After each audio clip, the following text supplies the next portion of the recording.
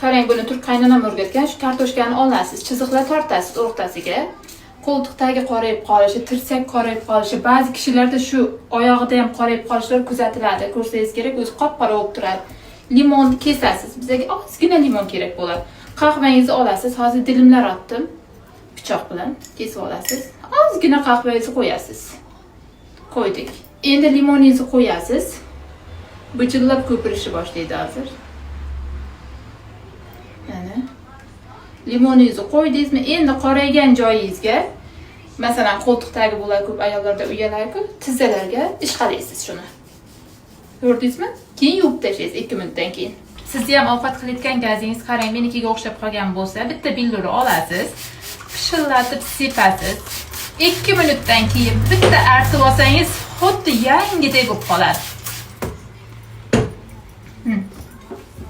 Ko'rdingizmi? Yog'lar, kirlar birdan chiqib ketadi.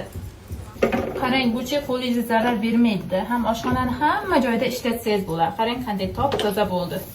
Ko'rdingizmi? Endi bitta quruqlasangiz bo'ldi. Qarang, qanday yaltillayapti. Xuddi yangisidek. Dog' qoldirmaydi hamda. Xuddi yangidek bo'ladi, ancha vaqt kirlanmaydi. Qo'lingiz izi ham qolmaydi. Bu ko'ylakni qaynonam tanladi. Qaysi sumka chiroyli turibdi? Bumi yoki bo'lmasam bumi? Qizlar yozib qoldiring kommentariyaga. Albatta o'zimni original atirlarim. Ko'ylak chiroyli ekan lekin rahmat qaynanajon. Zo'r lekin materiali zo'r paxtali.